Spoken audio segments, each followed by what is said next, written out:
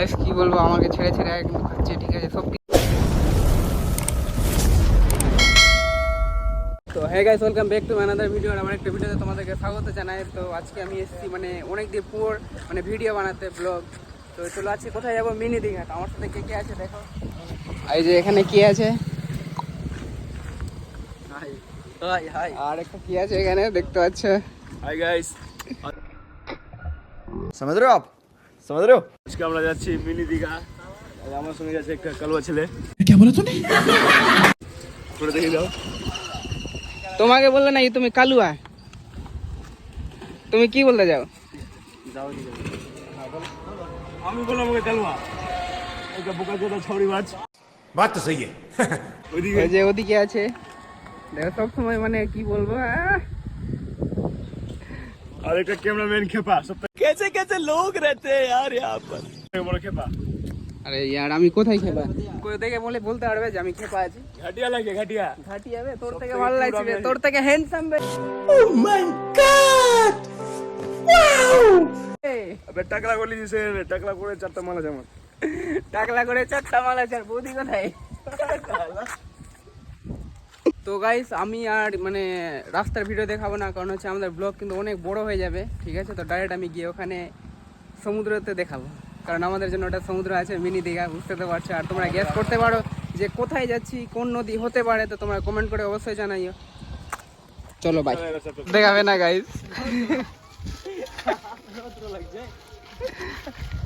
আমানকে পুরো হিরো লাগছে কিন্তু সত্যি। তারপরে এদিকে দেখো দুটা বন্ধু, ওদিকে দুটা। আর কেউ যাবে স্নান করতে? আফজাল, আর কে আছে? আর কেউ? চলো তাহলে বেড়াই, আবার দেখা হচ্ছে আমাদের সমুদ্রতে।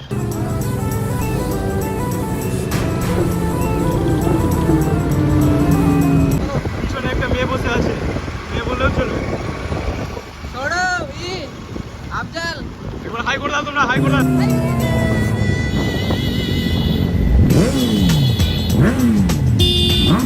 তো দেখতে দেখতে কিন্তু আমরা নদীতে চলে আসলাম, আর তোমাদেরকে একটু নদীর ভিউ দেখাচ্ছি পুরোটা। তো চলো ভিউ দেখো। জীবনে অর্থের মূল্য আছে, কিন্তু অর্থই সব নয়। কি ভিউ দেখো, শত কোটি টাকার ভিউ।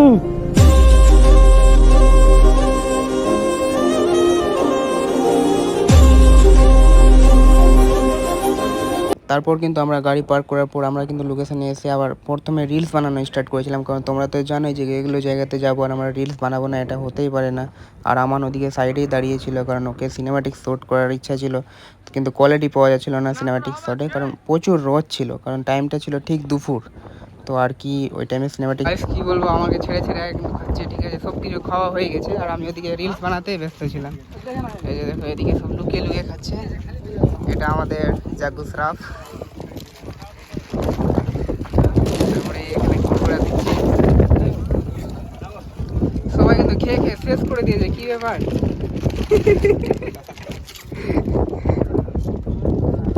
এটা আমার ভাগের। ভিউ দেখছো গাইস, মিনি দীঘা দেখতে পাচ্ছ। ওই দিকটা পাহাড়, এদিকটা নদী। এই নদীতে না, সমুদ্র, সরি ভুল হয়ে গিয়েছিল। আমার ফোন কিন্তু জলে ঢুকিয়ে দিল, ঠিক আছে। এ কিন্তু অনেক ভয় পাচ্ছিল ফোন জলে ডুবাতে, আমি কিন্তু জলে ডুবালাম বলে ওইও ডুবিয়ে দিল, ঠিক আছে। আর মনও কিন্তু সাঁতার জানে না, এখন ওকে ডুবাবো। আবে শালা ফোনে লাগছে। গাইস আমার ফোন, গাইস গোয়া वाले, গোয়া গোয়া তোমরা চোখ মারা গেল, চশমা চোখ থেকে খুলে পলাই গেল। তোমার আগে চোখ থেকে সময় আছে না? না আগে বলিস কোথায় বলিস মরা আমার মরে যাচ্ছে।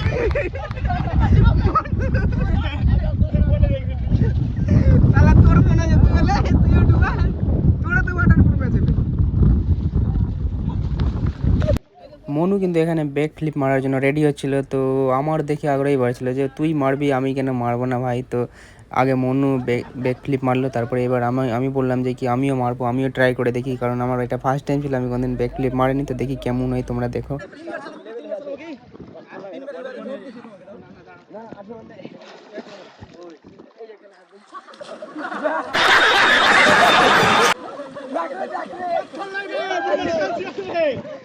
क्या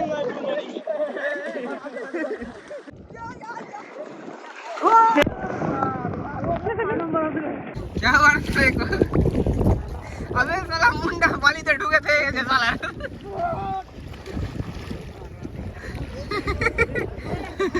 তারপর কিন্তু সবাই জল থেকে উঠে গিয়েছিল কিন্তু তা মানে আমার গ্রুপের মধ্যে আমরা তিনজনই জলের মধ্যে থেকে গিয়েছিলাম আমি আফজল প্লাস মনু আর কেউ ছিল না সবাই কিন্তু পরে উঠে গিয়েছিল আর দেখতে দেখতে কিন্তু লঞ্চ মানে মেন টাইমে চলে এসেছিল খুবই ভালো লাগছিল ভিউ ব্লগ আমরা এখানে এন্ড করছি কারণ হচ্ছে যে কি তখন থেকে হাওয়া উঠেনি কিন্তু এখন হাওয়া উঠছে বলে এখন জলের স্রোত দেখো ঢেউ দেখো এখন বেড়াচ্ছে আর আমরা তখন থেকে স্নান করলাম কিন্তু জলের ঢেউ পেলাম না কারণ আমরা কালকে কিন্তু সেই ঢেউ ছিল তো আজকে নাই আজকে এখন বেড়াচ্ছে যখন আমরা জল থেকে উঠে গেছি তারপরে বেড়াচ্ছে আর দেখতে পাচ্ছ ওই যে সামনে পাহাড় আছে ওটা যেটা আমরা 3 পাহাড় নামে জানি আর কি আর এখানে আফজাল যে আমাদেরকে নিয়ে এসেছিল এই জায়গাটায় তাকে স্পেশাল থ্যাঙ্কস কিন্তু যারা যারা গ্যাস করতে পেরেছো যে পারোনি তারা কমেন্ট করে একবার জানাও তো যে লোকেশনটা কোথায় হতে পারে প্লাস যারা যারা আফজালকে চিনো তারাও কিন্তু কমেন্ট করতে পারো আর আমানের তো দেখতেই পাচ্ছ অবস্থায় কী হয়েছে কারণ এই সিনেমাটিক শট করতে পারেনি কারণ साला ये दुख का खत्म नहीं होता बे